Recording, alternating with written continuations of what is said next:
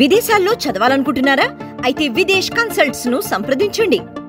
ఏ cinema అయినా hit అవ్వాలి అంటే ప్రమోషన్ కావాల్సిందే. ఫలానా సినిమాని తెలియాలంటే ప్రచారం ఉండాల్సిందే. సినిమాకు రిలీజ్కు ముందే ప్రచారం రావాలి అన్నా, ప్రజల్లోకి త్వరగా వెళ్ళాలి అన్నా వాల్ పోస్టర్లు, వాల్ రైటింగ్స్ అనేవి చాలా కామన్. వాల్ రైటింగ్స్ ఇప్పుడు కనుమరుగైనప్పటికీ వాల్ పోస్టర్లు మాత్రం ఇంకా అతికిస్తూనే ఉన్నారు. దశాబ్దాల నుంచి ఆ సంస్కృతి కొనసాగుతోంది. అది కేవలం హైదరాబాద్ అనే కాకుండా పట్టణాలు, పల్లెల్లోనూ కనిపిస్తూ ఉంటాయి. అయితే తాజాగా ఈ విషయంలో జీహెచ్ఎంసీ షాకింగ్ నిర్ణయం తీసుకుంది. ఒక విధంగా చెప్పాలి అంటే ఇది సినిమా వాళ్లకు ఊహించని పరిణామం అనే చెప్పాలి.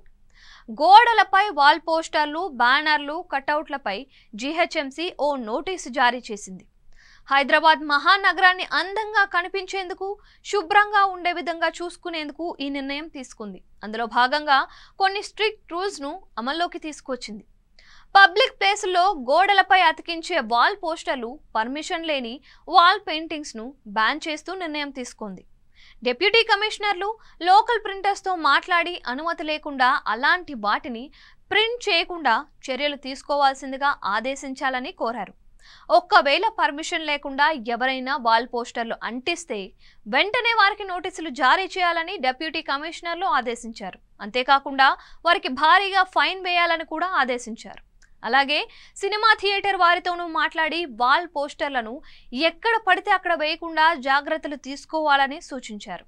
వీటిని అమలు చేయడంలో డిప్యూటీ కమిషనర్లే కీలకమని, నగరంలో ఎక్కడా రూల్స్ అతిక్రమించినట్లు కనిపించకూడదని ఆదేశించారు.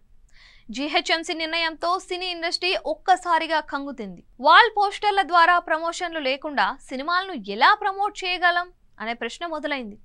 రిలీజ్ డేట్ అయినా, ఫలానా హీరో సినిమా అయినా తెలియాలి అంటే వాల్ పోస్టర్లే కీలకమని వాపోతున్నారు. మొత్తానికి జీహెచ్ఎంసీ నిర్ణయంతో ఇక నుంచి హైదరాబాద్ నగరంలో వాల్ పోస్టర్లు, వాల్ రైటింగ్స్ పూర్తిగా కనుమరుగైనట్లే అని భావించాల్సిందే.